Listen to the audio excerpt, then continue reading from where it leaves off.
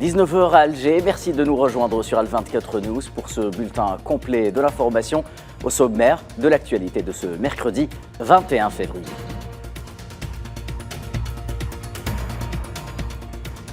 Le sablier de la mort n'en finit pas d'égrener ces journées meurtrières à Gaza après 138 jours de génocide. 118 martyrs tombent durant les dernières 24 heures, alors que la situation à l'hôpital Nasser devient intenable.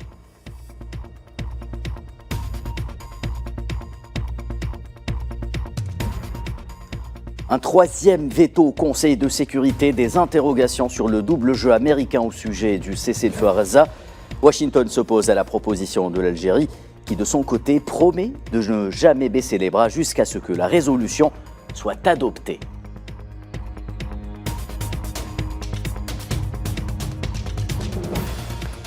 Et les réactions s'enchaînent à l'issue du vote et du blocage américain. La communauté internationale exprime sa gratitude au courage de l'Algérie et fustige la position américaine jugée partiale et irresponsable.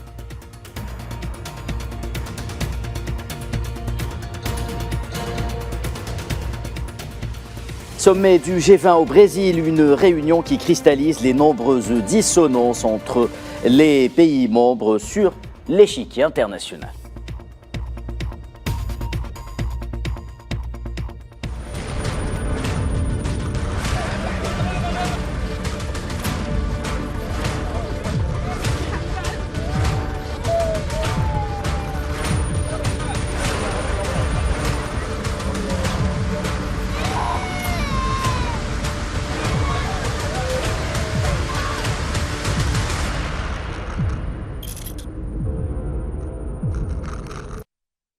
Madame, Monsieur, bonsoir. Le sablier de la mort continue d'égrener une à une ces journées meurtrières à Gaza, où après 138 jours d'agression sioniste meurtrière, le bilan des victimes a atteint les 29 313 martyrs et 69 333 blessés, en grande majorité des femmes et des enfants. Selon le bilan quotidien émis par le ministère de la Santé à Gaza, les forces sionistes ont commis 11 massacres dans différentes zones de l'enclave palestinienne contre des familles et des civils, avec un bilan de 118 martyrs et 163 blessés durant les dernières 24 heures. Et dans la région de Nusayrat, au moins 7 martyrs, parmi lesquels figuraient des enfants, ont été signalés ce mercredi à la suite de bombardements sionistes ayant ciblé 2 maisons situées dans le camp de réfugiés. 15 blessés viennent s'ajouter à ce triste bilan.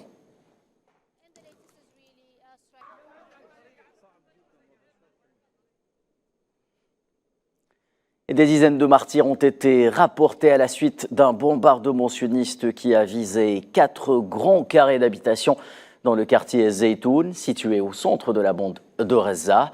Selon des sources locales, la plupart des corps sont toujours coincés sous les décombres, alors que les tirs sionistes empêchent toujours les secours d'accéder au lieu des frappes afin de les récupérer.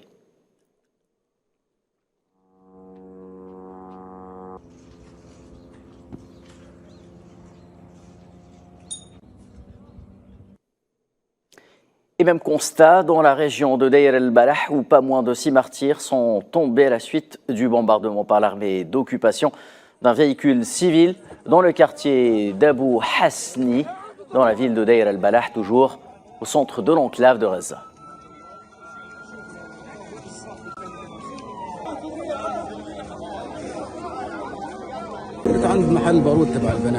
J'étais à l'atelier de réparation des pneus et nous avons été surpris par cette voiture qui se trouvait à proximité. Ils l'ont frappée avec une roquette d'un drone, puis ils l'ont frappée à nouveau, ils l'ont frappée 2 fois. Il y avait un homme qui est venu nous aider, le voici allongé par terre.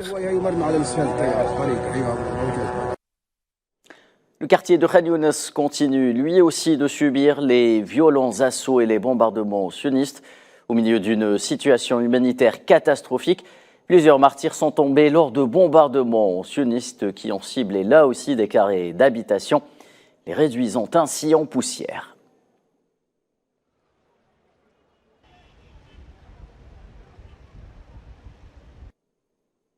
Une nouvelle catastrophe à l'hôpital Nasser où 8 martyrs tombés pour manque d'oxygène dans cette structure médicale qui est pratiquement à l'arrêt. Ils n'ont pas pu être enterrés ni conservés à la morgue car les forces sionistes s'opposent à ce qu'ils soient inhumés. Ils se trouvent dans un état de décomposition, ce qui constitue un réel danger pour les autres patients et blessés. Le porte-parole du ministère de la Santé à Gaza, Sharaf Al-Qoudra, a déclaré ce mercredi que l'hôpital Nasser compte pas moins de 45 patients qui ont été transférés à d'autres hôpitaux car la situation au sein de ce complexe médical n'est plus tenable.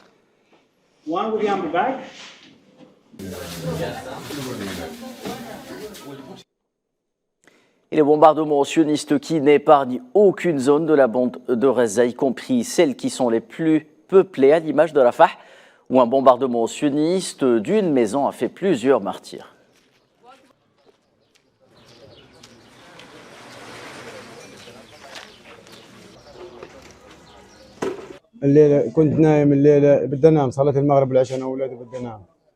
Je dormais cette nuit-là après la prière du soir. Mes enfants et moi voulions dormir. Soudain, dès que nous avons baissé la tête à 20 heures, le bruit des chars était si fort que nous avons éteint les lumières car nous savions que c'était le bruit des chars. C'était un bruit très fort. Quand j'ai éteint la lumière, ma femme m'a apporté des vêtements. Elle me disait de porter mes vêtements et tout d'un coup elle est tombée sur moi. Elle a reçu une balle dans la tête, ainsi que ma fille nouveau-née, qui a 8 mois, et ma fille de 14 ans.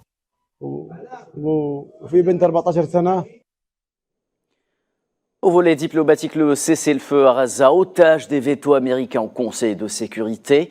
Washington s'oppose au projet de résolution algérien, salué presque unanimement par la communauté internationale et voté par 13 des 15 membres qui siège au sein de l'organe suprême des Nations Unies, lui aussi otage d'un système qui permettra à l'entité sioniste de commettre un génocide en toute tranquillité et impunité. Naïla Hamouda. Dans une déclaration poignante, le représentant de l'Algérie aux Nations Unies a exprimé sa profonde déception face au veto américain. Ultime barrage au cessez-le-feu à Gaza. Ammar Ben Jama' a insisté sur le fait que cet échec n'exempte pas le Conseil de sécurité de ses responsabilités, ni n'exonère la communauté internationale de ses devoirs envers les Palestiniens sans défense. Le refus du projet de la résolution algérienne témoigne de la volonté de plonger le monde dans l'instabilité.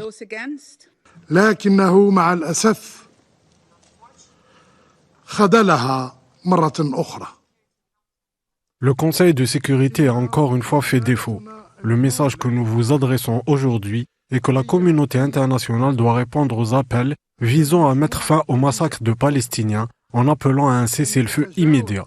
Tous ceux qui s'opposent à de tels appels devraient revoir leur politique et leurs calculs, parce que les mauvaises décisions d'aujourd'hui auront un coût pour notre région et notre monde demain. Et ce prix sera la violence et l'instabilité.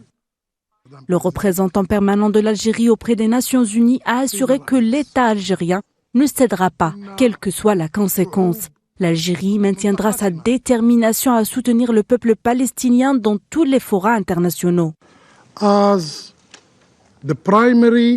En tant que principal gardien de la paix et de la sécurité internationale, le Conseil de sécurité ne peut se permettre la passivité face à l'appel au cessez-le-feu à Gaza. En présentant ce texte, notre intention est de donner au Conseil les moyens de remplir son mandat et de protéger des vies. Ce veto américain jugé irresponsable et dangereux laisse le champ libre à l'entité sioniste de commettre davantage d'actes génocidaires à Gaza dans l'impunité la plus totale. Aujourd'hui, chaque Palestinien est la cible de la mort, de l'extermination et du génocide.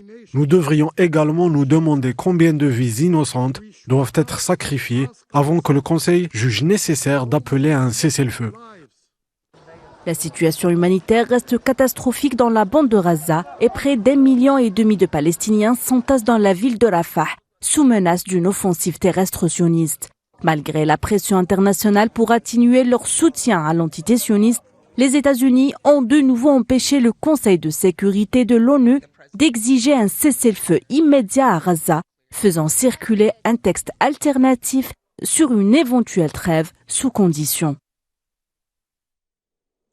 Et en réaction au veto américain au Conseil de sécurité au sujet de la proposition algérienne de cessez-le-feu, la Palestine, par la voix de son ambassadeur aux Nations Unies, a jugé irresponsable l'attitude de Washington.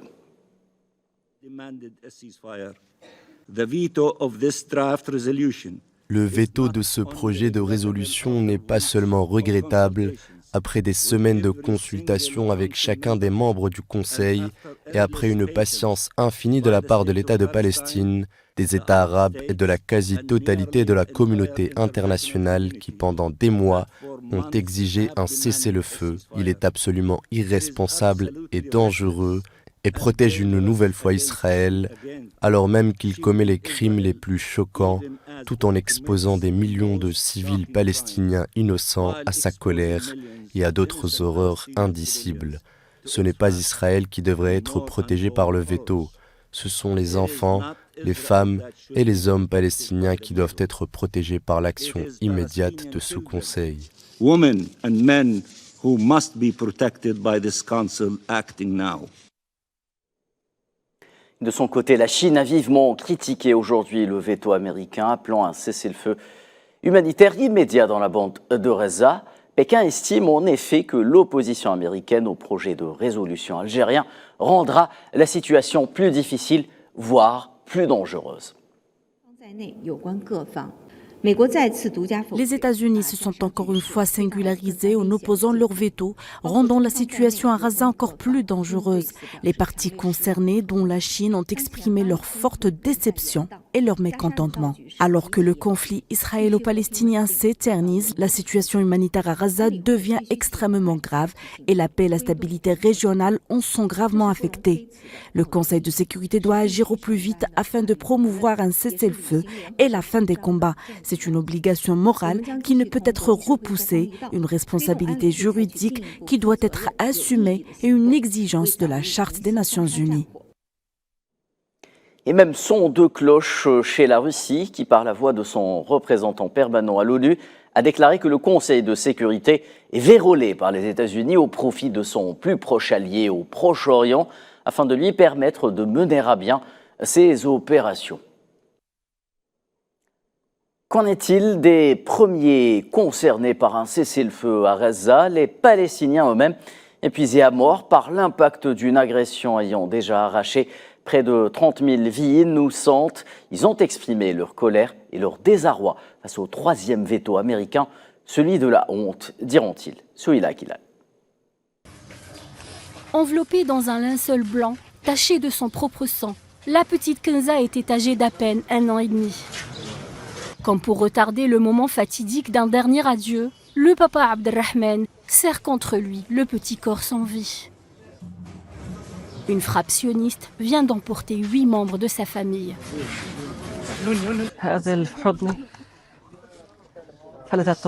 Je tiens dans mes bras la prunelle de mes yeux. Elle a 1 an et demi. Ma femme et ma fille étaient chez ma belle famille. J'ai entendu un bombardement. J'ai couru et j'ai découvert que la plupart de ceux qui se trouvaient dans l'immeuble avaient été tués, parmi lesquels ma fille, ma femme, ainsi que mes beaux-parents, mon beau-frère et mes 3 belles-sœurs qui ont été réduites en lambeaux. Pour ces Palestiniens endeuillés, les États-Unis qui ont opposé leur veto au Conseil de sécurité de l'ONU et le silence assourdissant du reste du monde sont tous complices du génocide à Gaza. C'est un crime auquel tout le monde a pris part, à commencer par le droit de veto des États-Unis qui participent à ce crime, ainsi que tous ceux qui ne nous ont pas soutenus, arabes et musulmans.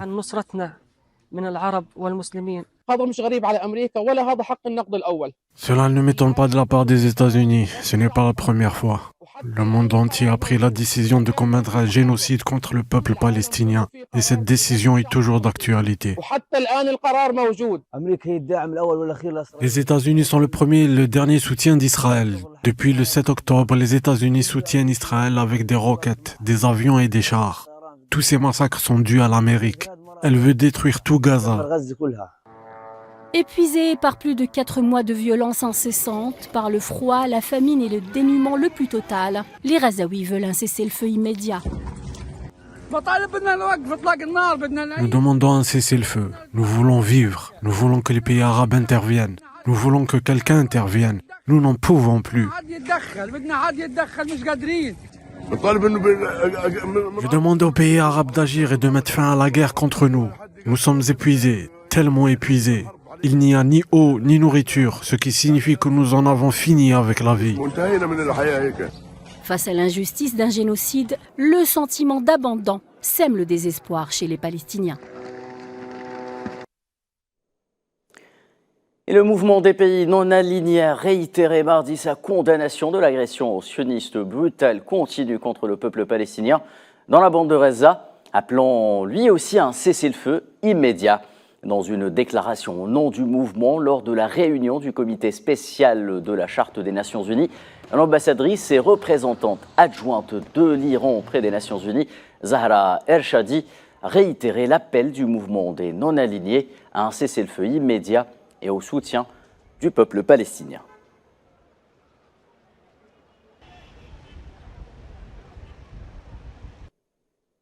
L'escalade sioniste de plus en plus meurtrière dans la région du Proche-Orient.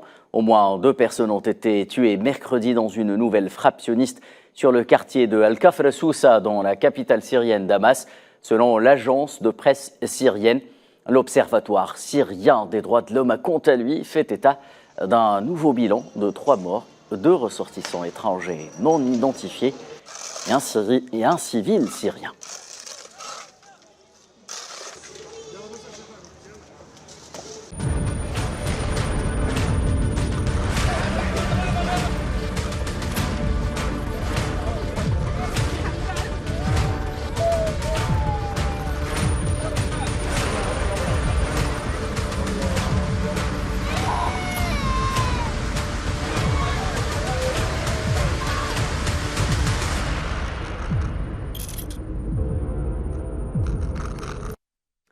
Bon, à présent, le dossier de l'actualité régionale, situé à la porte du Sahel.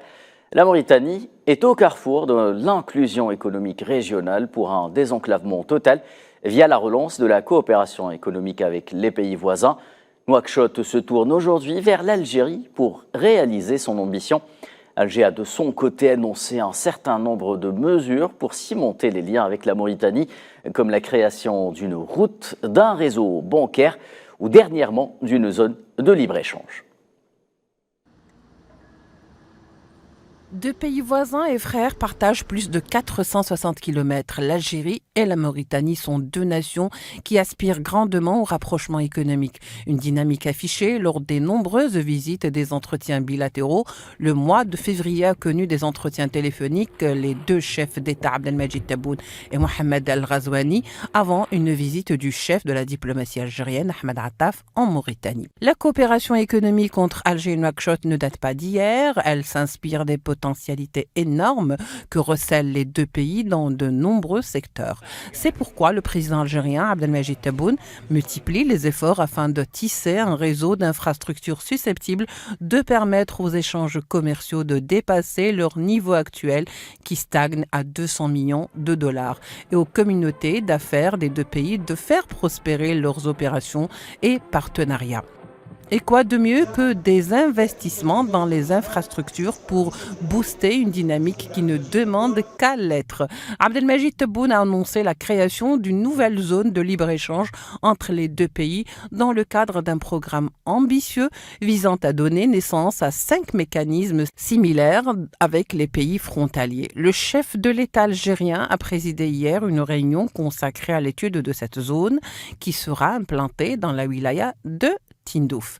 Et afin de doter cette zone de moyens logistiques adéquats, les 2 pays seront bientôt liés par un corridor commercial, en l'occurrence la route qui relie Tindouf à Zouéret. L'Algérie a également pensé au volet financier en créant 2 succursales bancaires via l'Algerian Union Bank à Nouakchott et Nouadhibou. Début d'année dernière, Alger et Nouakchott ont acté la création d'une commission mixte chargée d'examiner les facilitations douanières et fiscales et d'éliminer les obstacles commerciaux entre les deux pays, mais aussi la définition des produits pouvant faire l'objet d'échanges commerciaux. En janvier 2023, 7 accords dans divers secteurs ont été signés dans le cadre du forum d'affaires entre les deux pays en marge de la foire de la production algérienne. Le chef d'état-major algérien, le général d'armée Saïd Chengueriha, poursuit sa visite au Rwanda.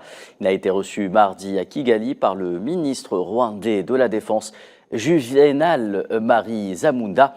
Le chef d'état-major algérien a visité ce mercredi le mémorial dédié au génocide rwandais dans la capitale, Kigali toujours.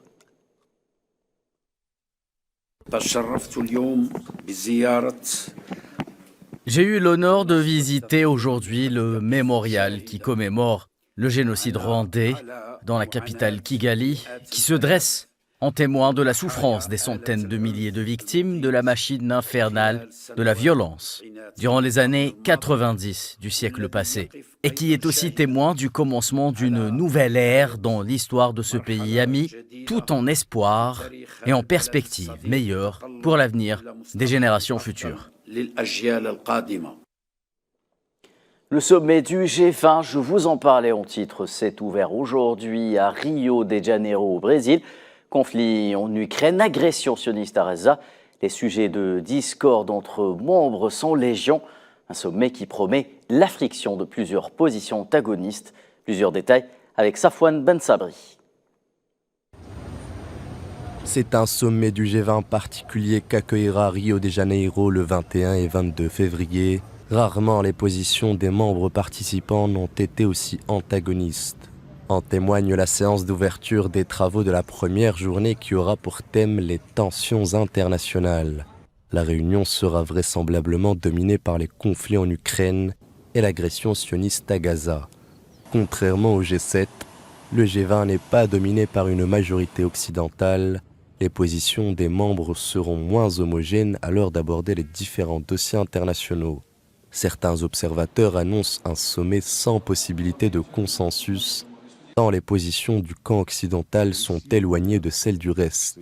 Il y a quelques jours, le président brésilien, hôte du sommet, avait comparé les atrocités commises par l'entité sioniste à celles commises par Hitler à l'encontre des Juifs durant la Seconde Guerre mondiale. Le Brésil veut en outre profiter de sa présidence pour aborder le thème de la réforme de la gouvernance globale, un sujet cher au président Lula, qui aspire à donner plus de poids à la voix des pays du Sud. Par ailleurs, le chef de la diplomatie américaine sera présent ainsi que son homologue russe Sergueï Lavrov. Les deux hommes ne se sont pas rencontrés depuis le dernier sommet du G20. Un dernier sommet qui s'était au passage soldé par un communiqué final sans teneur, plus protocolaire que politique. Et avant de s'envoler vers Rio pour prendre part au sommet du G20, le chef de la diplomatie russe Sergueï Lavrov a été reçu par le président vénézuélien Nicolás Maduro. Au menu des discussions, la coopération énergétique entre autres, et ce, à une semaine de la tenue du 7e sommet du GECF en Algérie, organisation à laquelle les deux pays siègent actuellement.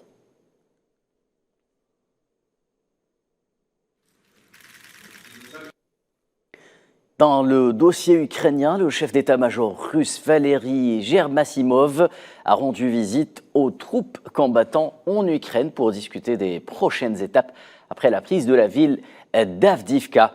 Le président russe Vladimir Poutine a déclaré mardi que les troupes russes pénétraient davantage en Ukraine pour s'appuyer sur leur succès sur le champ de bataille après la chute de la ville ukrainienne en question. Et en Europe, la gronde des agriculteurs n'en finit pas de se propager sur l'ensemble du territoire du vieux continent. C'est désormais au tour des agriculteurs grecs de descendre dans la rue pour crier leur colère et leur désarroi face à la politique agricole de leur pays.